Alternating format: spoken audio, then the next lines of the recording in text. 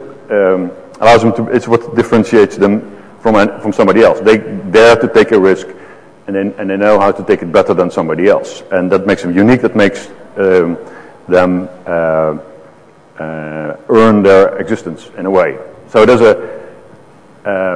again, this leads to a power struggle. You know? And to get into that, the name of that game is risk management. And it's a game, yeah, really, sometimes. When one department tries to offload a risk to another department, or part of the risk, you have the upside risks that I think, there's the risk that this product is going to sell like hotcakes. Well, it's a risk, you know, technically it's a risk. And you want to have that risk, but you don't want to have the risk of all the investment that goes with it. And this can lead to perverse situations. And the most prominent example in our current history is, of course, the banking crisis, where the banker said, well, I'd like to take the positive risk of getting a nice bonus at the end of the year, and you get the negative risk of me going broke. And everybody did that at the same time in a coordinated way, in a way. So somebody has got to manage this. Now getting back to my metaphor of programming the organization, I'm going now in a little bit more specific case studies, although I can't always name organizations and specific projects. But all these case studies are from my own experience. For example, you're building a system in an organization and you need some sort of regular data feed, like who works here, or what's the status of all our systems or whatever. But they are not your systems, or that's not your responsibility. What do? Well, you can sort of hack your way into that, but it's smarter to sort of to find the owner of that data, because every bit of data should have an owner, and talk to these people and say, well, I want to have an agreement with you. I want to sort of specify the way that you're going to deliver this data to me. What you do in return is a different story, but if you really have to specify in a lot of detail how the data is going to come to you, by pigeon mail or by FTP or whatever. You have to specify that in a lot of detail, and you also have to specify all the exception conditions, like what if you don't deliver? Who can I sort of escalate to? What if I find out that there's a piece of data wrong? Can I actually send it back, and will it get fixed so that I don't get the same shit all over again the next time? And that SLAs, that service level agreement should be as precise as a piece of code. Should not lead to any misunderstandings, because again, it's the misunderstandings that are leading to the problems here. Another interesting thing that I ran into, I think it's a good example for the people here in the room, and some of you will know this from experience, but for the one or two of you who don't, let me explain this. So the security policy in organization, and I'm talking about IT security policy right now, is that it has to be there, because if it's not, you're going to get a power struggle. And how is it developed? Well, senior management, the CEO typically only says, well, it has to be, well, we want it to be safe, yeah, and we want it to be efficient as well. Then the business side is that, well, we want these desktops, and we want them now, and we want people to be able to install all kinds of software on them because they need it for their work. And then there's a project that says, I have a deadline, I need my users to access this system and that system, so please open up the firewall pronto, and otherwise I get in trouble, and if I get in trouble, you get into trouble. This is typical power play that's being played by project managers that have too much money. And on the other side, there's typically the system administrators who say, well, if we get a break-in, who gets fired? Not you, me. So I'm going to sit on my firewall even if it's the last thing that I do. Right? You remember the picture of the guy in the trenches? That's life of a firewall administrator sometimes. So this leads to a power struggle, because who gets their way, right?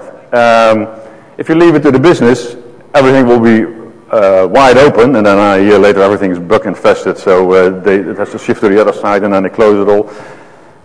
That's not productive. Somebody, if these parties can negotiate that, then that's okay, but typically they can't. ideally you would have a document that says, and somebody responsible for that document says, this is the security policy, and yes, I know that this is a risk, but we do that because there's the reward. And if the risk is that we lose a few PCs or we lose whatever, hey, look at the business and the efficiency of working. An example would be like remote work. I mean, how much functionality do you give to people who work remotely? You don't want to sort of have open access to the entire network. That's too risky. But you don't want to close it down either, because that sort of cuts everybody off. Now, that exact agreement is the result of a power struggle by these parties. And if you resolve that properly, then you don't have a problem anymore. But yeah, well, if you run into that type of problem, think about the power structure and the power struggle. So another interesting thing, what's going on here? So that's my microphone. Well, we all know, well, in a large organization like 10,000 or 100,000 people, there's all sorts of computer systems, and it will be efficient and convenient and a number of other positive good things that if there's a single digital identity, like one login for all systems.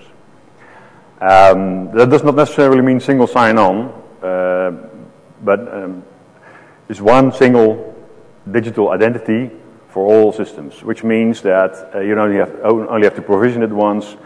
You can revoke it if it gets compromised. You don't have, you know who has the rights to all systems, and you can sort of for the risk management. That's a really good thing, and it's more efficient. Why does it not happen in large organizations? I have not recently seen a large organization with a single digital identity. There's always some system. There's always some extra somewhere, and the reason for that is that's an unresolved power struggle. For example. Who provisions the digital ID? Traditionally, it's the IT department. But, the human resource department is really responsible for who works here. Because for compliance reasons, they have to know who works here. And if you have a digital ID on a system, then in a way you work with or for the organization. But who works here is a very fluid thing. You know, does the janitor work here? Does the consultant work here? Yeah, well, one of them has to have access to the system and the other not. And external clients, it's a definition thing. And everybody has their own definition of who works here.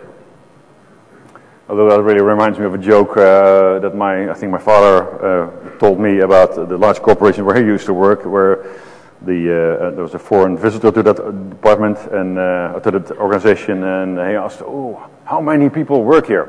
And then my daddy's boss said, "Well, about half of them."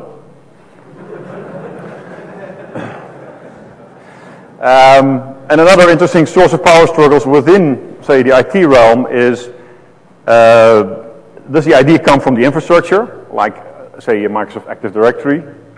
For the desktop, or does it come from the application people? And for the identity, it's one thing. It's typically a problem with the rights. The point is that, especially those large ERP projects, they are way over budget. So it doesn't matter how much it costs, and they're also always short. So, who's laughing here? Well.